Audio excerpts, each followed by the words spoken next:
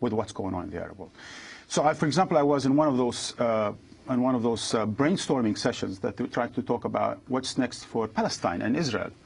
And what amazes me is that everything that they speak about has an Israel reference to it, because that's where the correspondents for their main networks are, that's where their people are, and that's how they've seen the region, Egypt, Palestine, and so on, from Israel's prisms. So every point of reference is, what did Netanyahu say? What does Israel think? What would the Israeli lobby consider? Would now, for example, President Obama do this and that, and would the Israeli lobby allow him?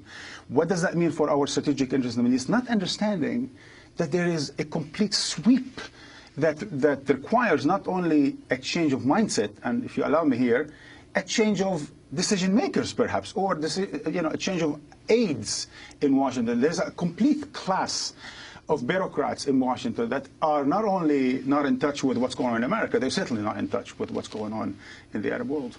Well, Noam Chomsky, I'd like to follow up on that. The Times had an interesting article today, apparently an Obama administration leak, that the administration had, the president for more than a year had requested this study that predicted the possible outbreak of popular movements throughout the region. Samantha Power was involved in preparing this report, as if to say, well, we were on top of the situation, even though we weren't.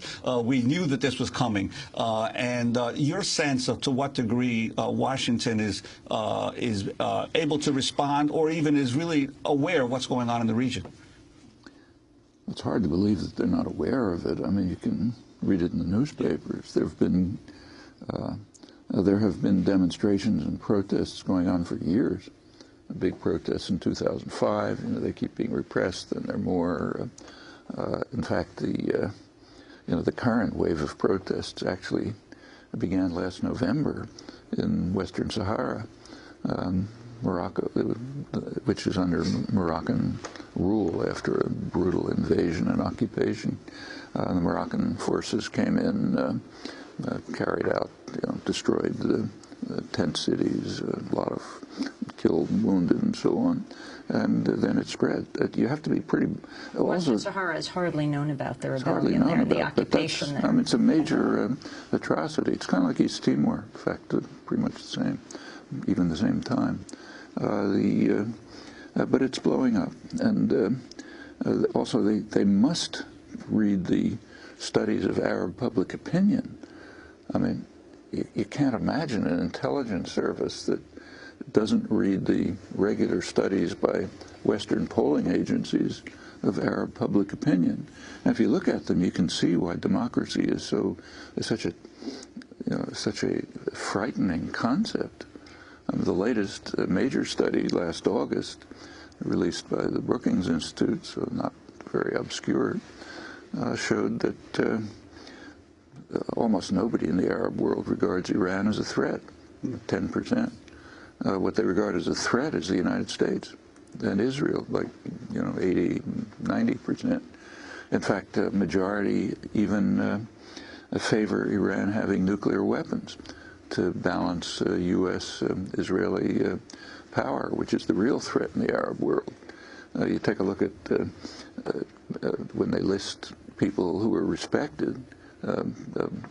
Erdogan, Turkey, is way up on top. Obama isn't even listed.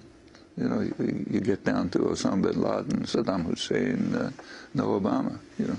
Now these are the opinions of people in the Arab world.